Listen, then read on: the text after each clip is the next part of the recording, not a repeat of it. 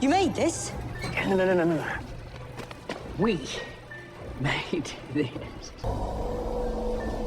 ये कहानी जैसे ही स्टार्ट होती है हम एक आदमी विक्टर फ्रैंकेनस्टाइन को देखते हैं जो कि एक मेडिकल स्टूडेंट है और ये अपनी लाइफ में कुछ बहुत बड़ा करना चाहता है। एक रात वो सर्कस में जाता है जहाँ पर एक खूबसूरत लड़की अपनी परफॉर्मेंस दिखा रही होती है और इसी परफॉर्मेंस के दरमियान ये लड़की काफी ऊंचाई से नीचे गिर जाती है जिसकी वजह से इसे काफी चोट भी लग जाती है। यहीं पर हम इगोर को भी देखते हैं जिसको कुछ बैक प्रॉब्लम है, इसकी कमर झुकी हुई होती है जिसकी वजह से ये सही नहीं चल पाता। ये इस लड़की को बहुत पसंद करता है। गिरने की वजह से ये लड़की सांस सही से ले नहीं पा रही थी, लेकिन इगोर समझ जाता है कि उसे क्या प्रॉब्लम है और उसको कैसे ठीक करना है। क्योंकि इगोर को ह्यूमन स्ट्रक्चर की काफी नॉलेज थी। ये सब इसलिए था क्योंकि वो कुबड़ा इंसान था, उसकी कमर झुकी हुई थी और उसको ठीक करने के चक्कर में उसने बहुत सी स्टडी कर रखी। उसके पास डिग्री तो नहीं थी पर वो किसी डॉक्टर से कम नहीं था और कुछ ही देर में वो उस लड़की की जान भी बचा लेता है और ये लड़की दोबारा से सांस लेने लगती है। विक्टर फ्रैंकेनस्टाइन भी ये सब कुछ देख रहा होता है और काफी हैरान होता है। वो इगोर के पास जाता है और उसे कहता है कि ये सब तुमने कैसे किया। वो बताता है कि ये मैंने बहुत सी बुक्स पढ़ रखी हैं। विक्टर उसको कहता है कि तुम सर्कस में अपना वक्त जाया कर रहे हो, अपना टाइम जाया कर रहे हो, तुम मेरे साथ चलो, मैं तुम्हारी नई जिंदगी बना दूंगा। ये सब बातें वहाँ का रिंग लीडर यानी कि रिंग मास्टर भी सुन लेता है जो उस जगह का ऑनर है। उसको बहुत गुस्सा आता है क्योंकि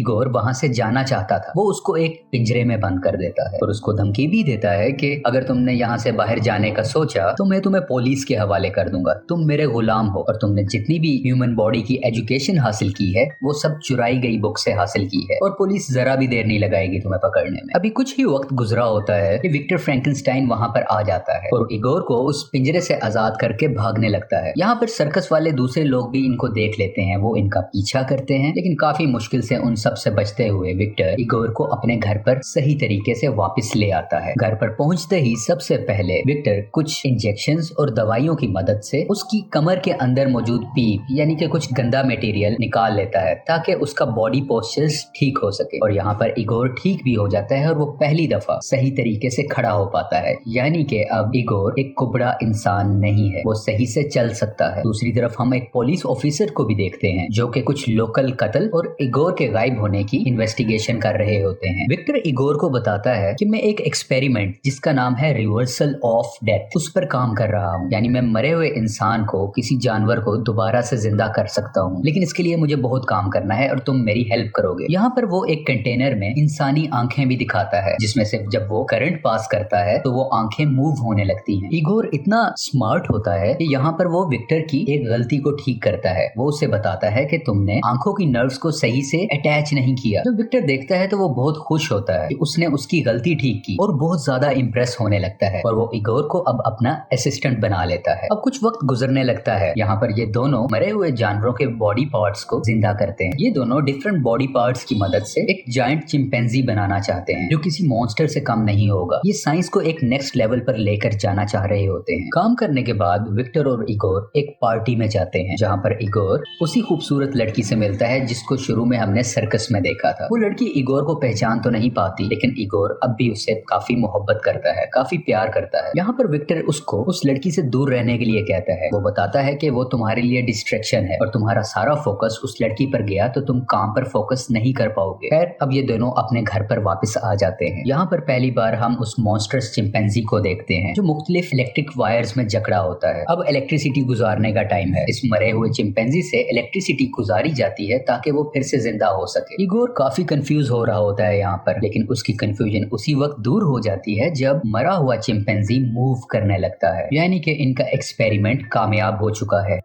अगले ही दिन अपनी साइंस को प्रूव करने के लिए विक्टर फ्रैंकेनस्टाइन उस चिंपैंजी को अपनी यूनिवर्सिटी में लेकर जाते हैं। यहाँ पर थोड़ी सी मुश्किलें तो आती हैं, लेकिन जब वो चिंपैंजी जिंदा होता है तो वो इधर उधर अटैक करने लगता है, लोगों को नुकसान पहुंचाने लगता है, जिसको देखते हुए विक्टर अपनी ही बनाई हुई क्रिएशन यानी उस चिंपैंजी को मार देते हैं। विक्टर को उसकी यूनिवर्सिटी से निकाल दिया जाता है क्योंकि उसने अनकन्वेंशनल मेथड्स को इस्तेमाल किया है। यहीं पर इसके कुछ क्लासमेट्स भी होते हैं जो काफी अमीर होते हैं, काफी रिच होते हैं। वो विक्टर को कहते हैं कि हम तुम्हें फंडिंग देंगे, तुम इन एक्सपेरिमेंट्स को कंटिन्यू रखो। और ये भी बताता है कि तुम मेरे लिए आर्टिफिशियल ह्यूमनॉइड्स बनाओगे, यानी कुछ ऐसे क्रिएचर्स जिनको हम अपने मुताबिक क्रिएट कर सकें और वो हमारी मुख्तलिफ कामों में हेल्प कर सके। उसके अलावा काफी पैसे भी ऑफर करता है। यहाँ पर हम इगोर को देखते हैं, वो नहीं चाहता कि वो इन लोगों के साथ काम करे, लेकिन विक्टर इगोर को नजरअंदाज करते हुए यानी उसे अवॉइड करते हुए अपने रिच क्लासमेट की ऑफर को एक्सेप्ट कर लेता है। और इगोर भी उसकी हाँ में हाँ कर देता है, क्योंकि विक्टर ने उसको नई जिंदगी दी थी, उसकी कमर ठीक की थी, उसकी जान बचाई थी, उसने काफी एहसान किए थे, जिस वजह से वो विक्टर का साथ देने के लिए रेडी हो जाता है। अगले ही दिन वही पुलिस ऑफिसर विक्टर के घर आते हैं ताकि वो इस केस की जांच कर सकें। उन्हें ये भी मालूम हो गया था कि यूनिवर्सिटी में चिंपैंजी को जिंदा करने की कोशिश की गई थी, लेकिन इन पुलिस ऑफिसर के पास घर चेक करने का वारंट नहीं होता, तो विक्टर उनको घर चेक करने नहीं देता और वो मायूस होकर वहां से चले जाते हैं। यहाँ पर इगोर उस सर्कस वाली लड़की से मिलता है जिसको वो प्यार करता है। वो लड़की उसे समझाती है कि तुम विक्टर को मना करो कि ऐसे एक्सपेरिमेंट्स ना करे, वरना वो फिर से कोई मॉन्स्टर बना डालेगा। और ये दोनों बहुत सा वक्त साथ स्पेंड करते हैं। वहां से वापसी पर जब ये घर पर आ रहा होता है तो देखता है कि वही पुलिस मैन और उसके साथी घर का दरवाजा तोड़ रहे होते हैं। इगोर दूसरे दरवाजे से अंदर जाता है और विक्टर को भागने के लिए कहता है। उसे बताता है कि तुम्हारा इन्वेस्टर, तुम्हारा क्लासमेट, उसने हमारे भागने का इंतजाम किया हुआ है। लेकिन विक्टर वहां से नहीं जाता और वो सारी मशीनरी को तोड़ने लगता है। वो चाहता है कि ये मशीनरी किसी और के हाथ ना लगे। इतनी ही देर में वो पुलिस ऑफिसर अंदर आ जाता है और उनको गन दिखाकर रोकने की कोशिश करता है, लेकिन वो नहीं रोकते और पुलिस ऑफिसर और विक्टर की आपस में लड़ाई होने लगती है। काफी लड़ाई के बाद विक्टर उसको धक्का देता है, जिसकी वजह से उसका हाथ बड़े से गियर के अंदर आ जाता है और उसका हाथ कट जाता है। अब पुलिस ऑफिसर का एक हाथ नहीं रहा। दूसरी तरफ ये दोनों एक कैरेज में यानी घोड़े वाली बग्गी में बैठकर अपने उसी दोस्त के पास चले जाते हैं जिसने इस प्रोजेक्ट को फंड किया है। यहाँ पर इनका दोस्त यानी कि इन्वेस्टर इनको मजीद पैसे देता है। वो कहता है तुम मेरे प्रोजेक्ट पर काम करो, तुम एक आर्टिफिशियल ह्यूमन बनाओ। क्योंकि अब यहाँ पर काम करना सेफ नहीं था तो रिच इन्वेस्टर उसे कहता है कि तुम स्कॉटलैंड चले जाओ, वहां पर मेरा एक फैमिली बैंगलो है, तुम वहां पर खामोशी से खुलकर काम कर सकते हो। इगोर एक बार फिर से उसे कहता है कि तुम इन चक्रों में ना पड़ो, लेकिन विक्टर उसकी नहीं सुनता और वो स्कॉटलैंड के लिए चला जाता है ताकि अपने एक्सपेरिमेंट पर काम कर सके। जैसे ही वो चला जाता है तो रिच इन्वेस्टर इगोर के पास आता है और वो उसे बताता है कि जैसे ही ये एक्सपेरिमेंट कंप्लीट हो जाएगा तो मैं विक्टर को मार दूंगा और उसके बनाए गए आर्टिफिशियल ह्यूमन को मैं एक वेपन की तरह इस्तेमाल करूंगा। क्योंकि वो आर्टिफिशियल होगा तो उस पर ना कोई गोली असर कर पाएगी, ना कोई उसे मार पाएगा और वो मेरे हुक्म पर चलेगा। ये सब इसे बताते ही इगोर के हाथ पांव बांधकर उसे पानी में फेंकवा दिया जाता है। लेकिन काफी मुश्किल से इगोर अपनी रस्सियों को खोलता है और अपनी जान बचाकर ऊपर आ जाता है। अपनी जान बचाने के बाद वो उसी सर्कस वाली लड़की के पास जाता है और उसे कहता है कि विक्टर की जान खतरे में है, हमें उसकी जान बचानी होगी। और ये दोनों भी मिलकर स्कॉटलैंड चले जाते हैं ताकि विक्टर को बताया जा सके कि उसकी जान खतरे में है। यहाँ पर पहुंचते ही वो सब कुछ विक्टर को बता देता है कि तुम्हारे साथ खेला जा रहा है, तुम्हारी जान को खतरा है। लेकिन ये सब कुछ जानने के बावजूद भी विक्टर इस एक्सपेरिमेंट को कंटिन्यू रखना चाहता है, क्योंकि वो उसे एक सीक्रेट बताता है कि बहुत साल पहले एक तूफान आया था जहाँ पर मेरा बड़ा भाई मारा गया था और कहीं ना कहीं विक्टर अपनी भाई की मौत का जिम्मा खुद को देता है और वो इस एक्सपेरिमेंट के थ्रू अपने ही बड़े भाई को जिंदा करना चाहता है।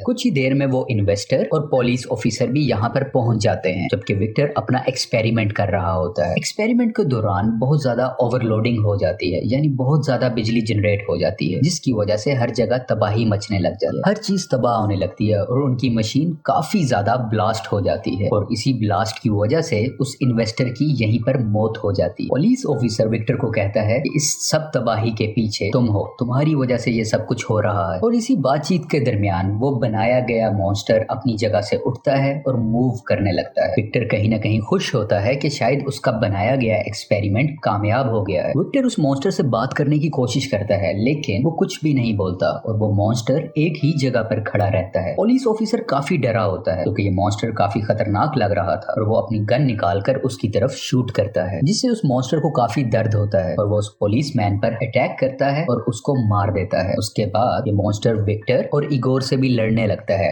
उनको भी नुकसान पहुंचाता है, लेकिन आखिरकार काफी लड़ाई के बाद ये दोनों मिलकर उस मॉन्स्टर को वहीं पर मार देते हैं। एंड पर विक्टर को समंदर के किनारे बैठा दिखाया जाता है। वो इगोर को एक लेटर लिखता है जिसमें वो उसको कहता है कि तुम उस लड़की से मिल सकते हो क्योंकि शुरू में इसने उसको मना किया था उससे मिलने से। इसके अलावा लेटर में विक्टर ने उससे माफी भी मांगी होती है क्योंकि इगोर बार बार उसे मना करता रहा लेकिन उसने उसकी एक भी नहीं सुनी और ये मूवी इसी सीन पर खत्म हो जाती है। Thank you so much.